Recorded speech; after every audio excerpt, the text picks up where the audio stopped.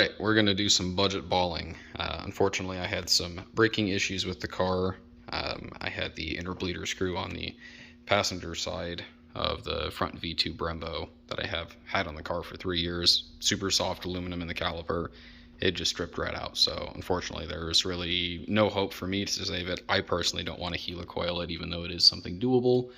But I'm going to walk you guys through what is going to be probably one of the more detailed guides on the V1 Brembo installation on one of these cars, what I used, who I got the parts from, and what I did to them, plus a wheel fitment guide for Weld RTS wheels in an 18x8. And unfortunately, this is the caliper that bit me in the ass. You can see there's some fluid sitting there, and just like that, all the brakes are off the car.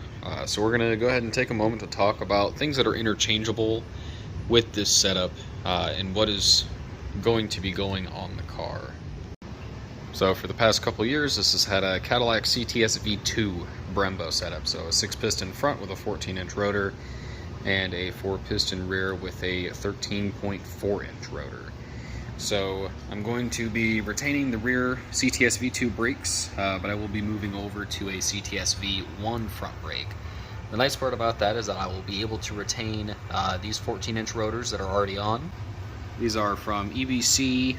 I already know that they work well. They've already been bored out to fit the GTO hub, like I detailed in one of the videos from this past winter when I went back through and redid the brakes. They will require a different bracket. The 4 pistons will from the 6 pistons. Got the V2 rears, so these are my original rear calipers out of the original big brake kit. So these are now torn down. I'm gonna go ahead and go back through and just put new seals in these. All the pistons in this are fine, but I do have a new set of pistons. I got a good deal on a Delco rebuild kit for these, so that's got new seals and pistons in it. So we're gonna go hop in the truck, take these on over to the powder coaters. They should be back here in a couple days, and we'll hopefully have the rest of the parts in stock in hand to rebuild all these. So we'll go ahead and get the rotors yanked off the car. We'll get these new brackets installed, and I'll show you guys what they look like installed in their correct orientation. As far as the big brake kit brackets go from Bonham Customs, you will see that there is an earlet ground into either side, and they slip on as such. And you'll just do the same for the opposite side. Just note where the notches are cut in the earlets on the brackets for the calipers themselves, and you will be a-okay to go. After that, you will install your front rotor bushings. These will just seat into the holes in the head of the rotor for the studs. These are done in Prismatic Powder's Midnight Charcoal, and these just turned out absolutely beautiful. We'll be doing white Brembo decals along with the color matched contrast ring to the body of my car. All I need to do now is clean out the bores. We'll get them reassembled after I get some decals put on these. We'll get these ceramic coated after the decals get back. But thank you to Creative Dust Powdercoating in Fithian, Illinois. They did the work for me. And again, these are Cardone rebuilt V1 front calipers. So these are actually still quite a bit larger than a V2, which this is a CTS V2 rear, so you can actually see the sizing difference. The V1s are still quite a bit larger, and you also can't interchange these calipers front and rear, since you can see the castings are quite a bit different, which was something I'd never seen in person before. But I mean, God, even these, just the flake on these, it's just ridiculous. We got the brake calipers back home, so we're going to go ahead and do a quick little time lapse of cleanup on the bores and a quick rebuild on these. Here is my normal process for rebuilding these, since I've done these a handful of times, just working with Brembos in general. Don't use brake clean when you clean out the bores. You're going to want a couple small strips of emery cloth to scuff up and remove any of the powder residue that's going to be in your bores, so that way your seals go in nice and you get a nice smooth actuation of your pistons. I generally like to use a spray bottle. I've seen a lot of guys use compressed air, but I don't have an air compressor here, so I'm kind of SOL on that one.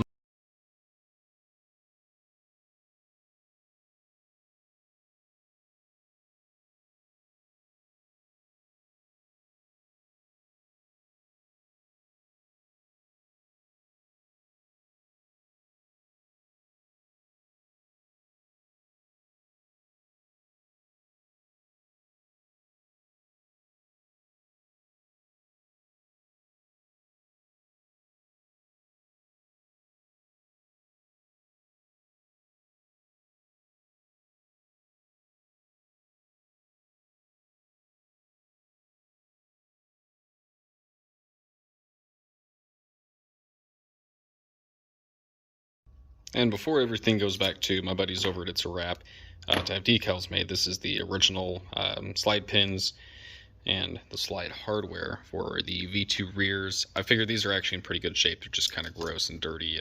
I just took some all-purpose cleaner and soaked them in the sink in some hot water. So now I'm going to take some emery cloth, clean off all this gunk that would normally be visible when the wheels are off, since that will bother me. But since these are in quite good shape, I don't really see much point in buying new hardware, because again, this is being done on a budget. There we are. All the brakes are remounted. Obviously they still need decals, but these are going to look killer out in the sunlight with all that flake. Yeah, these are just going to look ridiculously nice with all these flake out in the sun. A couple other things to take note for the GTO guys looking to swap Brembos onto their cars, that when you do receive your Brembos, if you do go for the same kind of poverty option I'm going for on the front, when you do get them, you will need to swap over which side your crossover lines and your bleeder valves are. Since our cars are 180 degrees out on the hub, so a CTSV, they'd be mounted towards the inside on the front and rear. Ours are mounted on the outside, so they will obviously need to have all of these pieces of hardware swapped. If you're going to do it before you get the calipers powder coated or painted, so that way you don't run the risk of damaging any of the finish or the fittings when you try and get those swapped over. So we're going to go get these ceramic coated real quick here at home, and then they'll be back in the hands of It's a Wrap. And the brakes are all back together now. My good friends at It's a Wrap, who recently did the tint on the GTO, they made me a nice super OEM looking set of slightly color matched HSV decals, and they turned out perfect. So it's got a brazen orange color matched double ring on the outside, the traditional HSV lion and racing helmet, and the standard text in the correct font. So we'll go ahead and get these mounted up on the car, get stuff bled, and we'll hit the road.